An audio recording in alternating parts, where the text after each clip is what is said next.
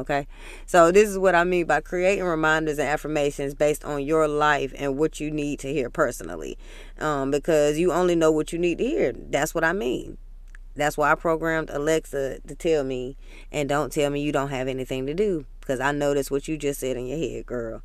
So if you realize it's harder to fix what you thought could be a quick or overnight change, get to the root cause of what is actually blocking you from being consistent or even getting started altogether. This is why I always say give yourself grace for attempting and acknowledging that it is something that you need to change in the first place. And accountability really does go a long way in a healing and growth journey. And that's why I say be accountable, be honest with yourself, because that's the only way to get to the root thing. The root cause, like I said, I want to be one of them routine girlies, but I can't do it if I can't wake up. So that's, kind of counterproductive. Like, I don't know if y'all realize that, but y'all can program Alexa to say what you want her to say. Like, that's another way to create affirmations and hear them back. Just download the Amazon Alexa app and then choose the routine option. Then all you have to do is customize the time and phrase that you want Alexa to say. So you can set your affirmations for your wake up time or your bedtime, whatever works for you, lunchtime, and just have it play out loud at a certain time. Next prompt I have under task 1 is how did you react to other people's opinions of you? So did people doubt you when you started this? And when they did that motivate you more or did it discourage you? And I also want you to keep an eye on this person. They may not want you to level up. So when you told somebody you had high hopes and they told you no, you can't ever achieve that, regardless if you achieve it or not, you got to watch that person because they don't believe in you. So definitely keep an eye out for that person. And it's like, before you pin them to the wall, though, this is something to take into consideration. What made them doubt you? So is it you or is it them? Okay, so have you made goals before that you didn't actually take serious? If so, this might be why. So take accountability for yourself in that situation. Don't blame a person for being honest based on the tone that you set. They going off of your previous behaviors. So you just have to show that person better than you can tell them. And you can't get mad at them, okay? Because this is your routine. This is what they're used to you doing.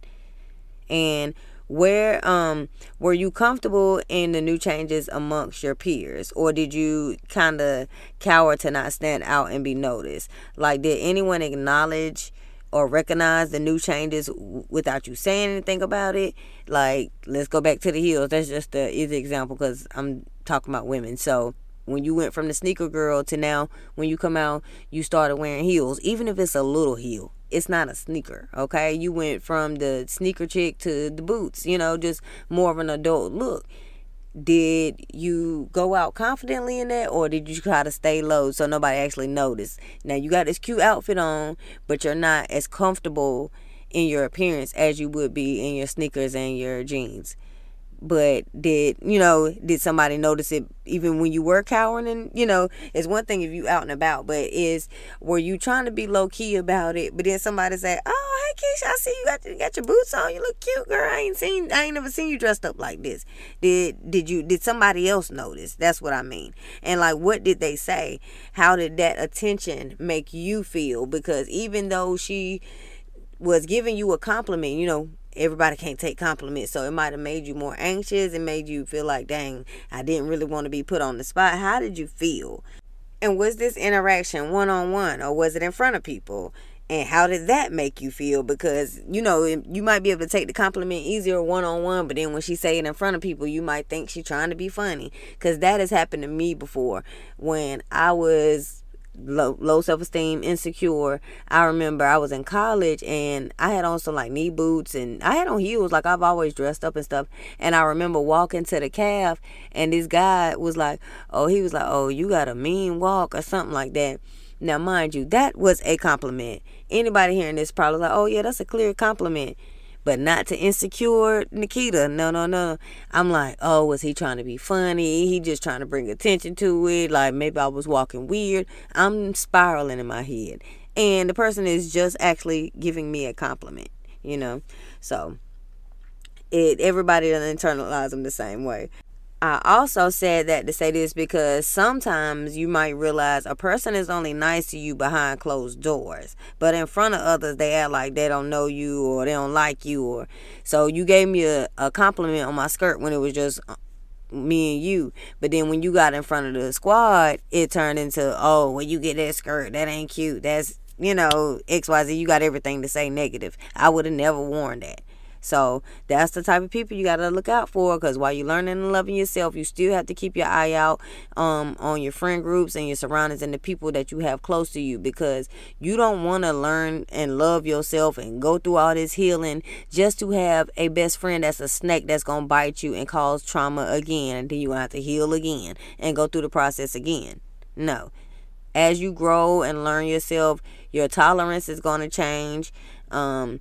You're gonna react different to people, and that's also gonna trigger people, because people that's used to you being a hothead may not be able to use to you just ghosting them and not giving them your energy. That's different. I'm used to you cussing me out, or I know she gonna respond on Facebook and she gonna throw us up, and then when you stop giving them that energy, the only energy they known you to have, and you start rising above, everybody can't take that. And that's when you're going to see who wanted to be your friend at that level. They want to keep you at that level, and that's the only way y'all could be friends, is when you're below them.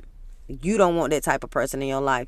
And the strength you're going to gain through healing, you'll be able to cut these people off. It sounds far-fetched, and it sounds like it would be so hard to do, but once you start choosing yourself first, I promise you it's not going to be as hard as you think, because when you love yourself more than the next person, you going to always choose yourself first, and you're not going to feel bad for choosing yourself first. You're going to miss that person, the good times, but at the end of the day, your protection is going to come first, and you're going to be priding yourself in that and knowing that you're comfortable in having 3 good solid friends rather than 6 friends with 3 good friends and 3 shaky ones I can't tell my business to. I can't go out with them without the other solid friends there, because I don't know what's going to happen. I don't know how they going to treat me when it's just me and them, me and the 2 funny ones that's real tight. You don't have to go through all that, okay? You can just say, I choose not to be a part of this. Like when I was working in a call center, it was this old lady that she did not like me. She was just one of them bitter old women, and I was cool with this girl that was like a few years younger than me. So at the time, let's say, this was a while ago. So let's say I was 30. Let's just say I was 30, okay? So the old lady might have been, and I'm saying old lady because I just don't like her. She ain't old, but I don't like her. So she was, let's say, 55. So she 55, I'm 30, and the girl I'm cool with, let's say she's 25, all right? So me and the girl, we hanging, and when I say hanging, I mean going to lunch together and talking to each other to this. So all of a sudden, her and the old lady get cool. So all of a sudden the old lady starts coming to lunch with us. I didn't say nothing to the 25-year-old because I know we're just co-workers. I don't trust her enough. I don't have enough bond with her for me to be like, oh, I don't want old girl around, old lady gang, okay? Don't want to be around her. So never voiced it to her, because I knew this a call center. We ain't tight like that. That's gonna just turn into mess, instead of just me moving in silence and doing my thing the way I do my thing. And that's what I did. I just stopped going to lunch with them.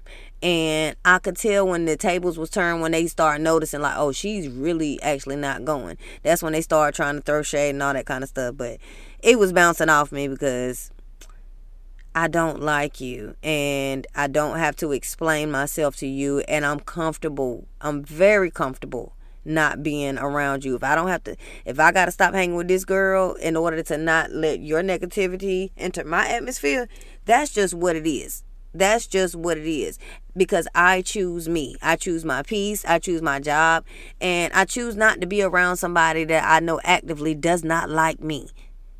I just choose not, and I'd rather be by myself. And that's something else. Like, for some people that are scared to be alone, you're scared to go to lunch alone, all that, once you fall in love with you and your own peace, that's not going to be a bother. You can go and sit somewhere and have lunch and not think that, oh, I look so lonely. Oh, I look pitiful. I look like I don't have no friends.